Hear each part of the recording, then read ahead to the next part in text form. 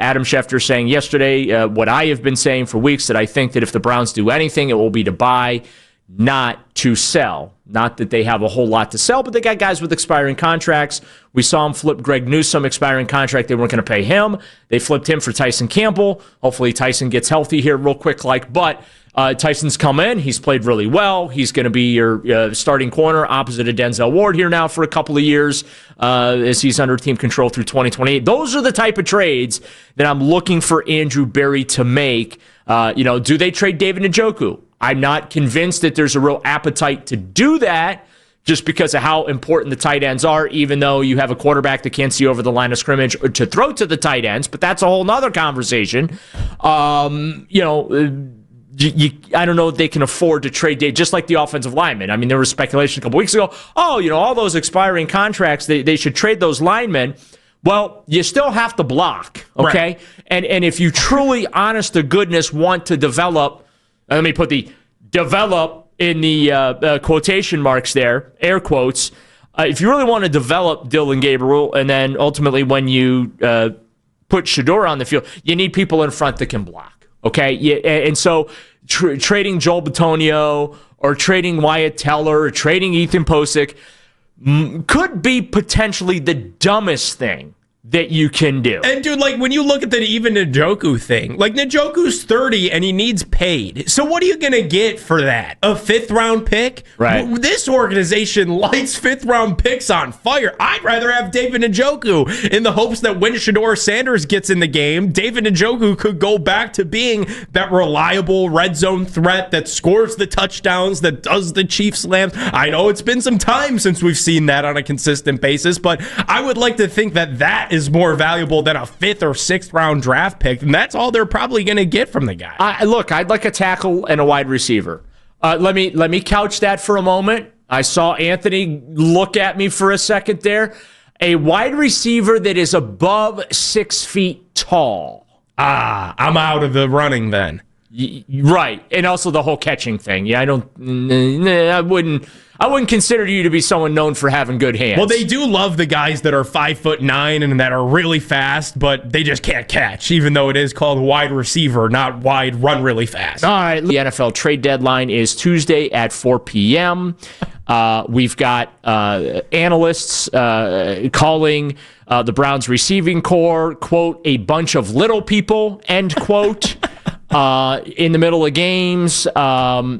Dude, your whole, you wouldn't say that they've played much football yet. You want a funny story? I got to hit this first. I have friends texting me that I realized Brownie the Elf is the mascot. I didn't realize that was half the offensive roster. Oh, no.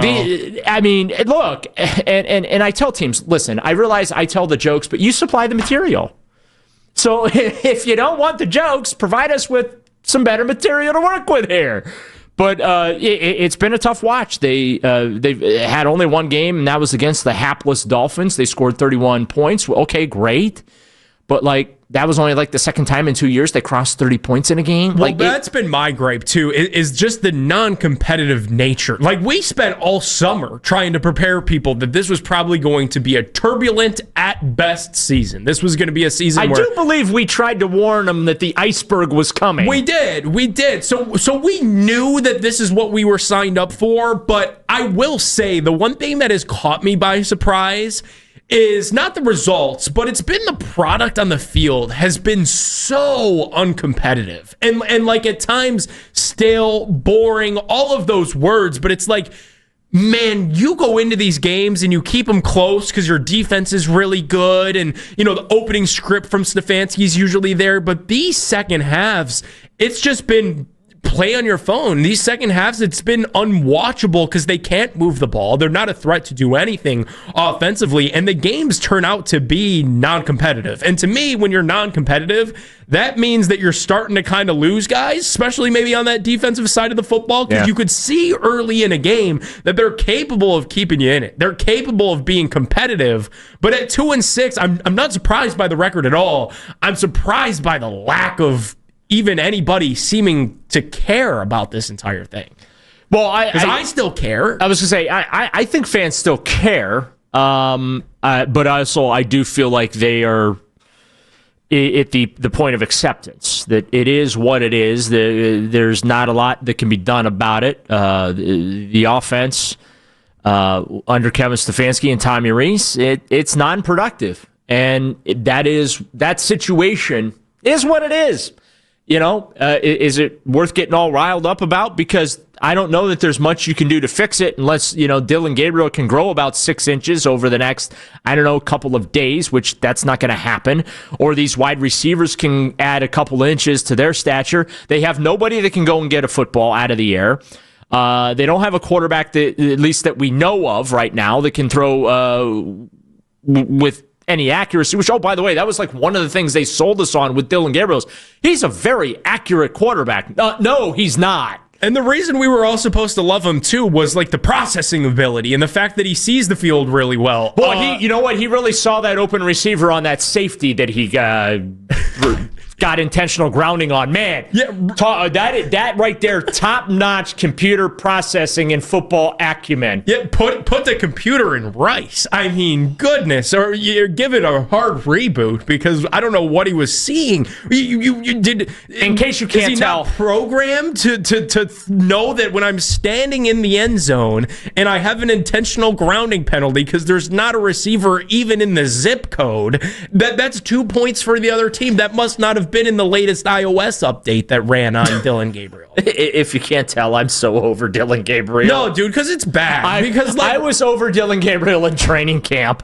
I can't. I'll never forget, you came in here a Sunday after training camp and you looked me dead in my eyes and you said, I never thought that I would say this, and we're only a couple weeks into this thing. You told me verbatim, I hope Kenny Pickett's hamstring isn't that bad because Dillon Gabriel's the worst quarterback that I've ever seen. So bad. And I was like, wow, we've devolved ourselves. And we hadn't even played a preseason game yet. I was like, we have already devolved ourselves into hoping for Kenny Pickett. Listen, because I've seen 41 of these dudes. I've got a PhD in horrible quarterback play. I know what it looks like, okay? Daryl, and we knew right away when that draft pick was announced in the top 100, nobody had a top 100 grade on Dillon Gabriel, and all of his red flags from his time at Oregon, the physical limitations, like, has that not been what's been his downfall through his couple of starts that he's had here?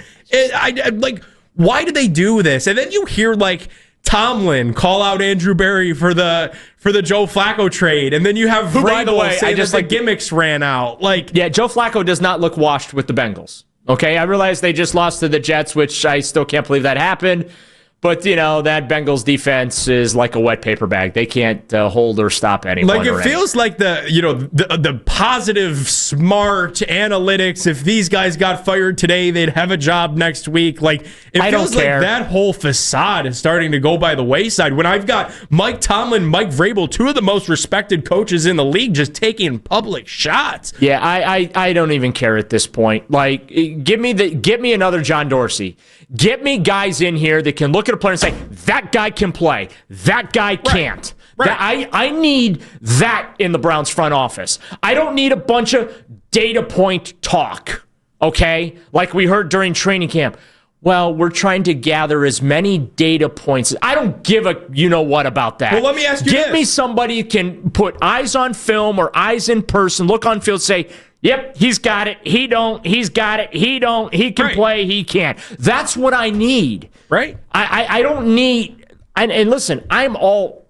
You're talking to a guy who was like, okay, I'll give you. So when I was in high school, right, horrible baseball player. I had, I got eyesight problems, depth perception problems. That didn't help me. So why it is, I knew, okay, the odds of me reaching base by getting a hit, slim to none. But getting a walk, getting hit by a pitch, whatever, like.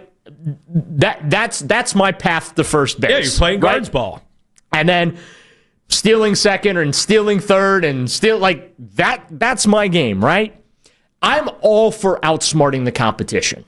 I really am. I am all about that. And I do appreciate that with this Browns front office, whatever, right? The problem is you're not outsmarting anybody. You got Joel Bitonio talking about on Monday after the Patriots game how they were playing base defense because, well, he didn't say it, and I will acknowledge right now I'm about to put words into Joel's mouth, and I love and respect and admire Joel a lot, and so I don't mean this, but it's because your offense sucks. Your quarterback sucks. You're predictable. There's no respect to be had for your offense, so they can play base defense. I was talking to Phil Taylor this week, and he said when he would play on the Browns D-line and they were going against an offense that was like as laughably bad as this one is, he said they would call it like, you know, when you're playing Madden, and if you're a real Madden player, like you're calling your own plays. Right. He said Stefanski right now, he's just asking Madden. The first 3 plays that pop up on the sheet, he's just picking one of them. And it's so predictable, and it's so boring, and it makes it so easy on opposing defenses because you know that the coach is just asking Madden. He's only got 3 plays. Adam Schefter reporting yesterday what I have been trying to tell you for a couple of weeks. He is under the impression that Andrew Berry has the shopping cart ready to buy. He's looking to help this 2-6 football team. I would like them to find a receiver above 6 feet tall, although Cedric Tillman is coming back. He's on the mend, but they're going to need more than just Cedric Tillman. Woohoo! Cedric Tillman, yeah! That's what you have, maybe they'll find a quarter. Well, never mind. They ain't finding a quarterback anytime. Offensive line help. You've got the tackle position. They've used 8-9 different combinations there up front. You came into the season knowing that your 2 starting tackles, DeJuan Jones and Jack Conklin, had extensive injury history, and you don't want to think negatively in that space. But at the same time, I think Andrew Berry did not do a good enough job planning for what felt like an unfortunate eventuality that one or both could miss time, and we've had both of them missing time. No, Jones it's a failure. That's a huge failure. Like, dude, being a GM is so much more than writing down Quinshon Judkins or Carson Schwessinger on a draft card and turning it in. Like, the fact that you knew that this entire offensive line was old, injury prone, and all set to become free agents this year, and you've used 1 draft pick on an offensive lineman, and that's Zach Zinter over the last 2 years, and that's Zach Zinter, who's a healthy scratch on game day. And by the way, the first offensive lineman you drafted, Jed Wills, you picked the wrong guy. Should have been Tristan Wirfs. He's out of the league, Daryl. Jed Wills is out of football. Yeah. So, and he top 10 pick. Just lit on fire. So that's what I'm saying. Like, when everybody wants to trade everything that's not nailed down, like, the Browns better start showing you some data points, to use their own words, that they're the right people to use these draft picks moving forward.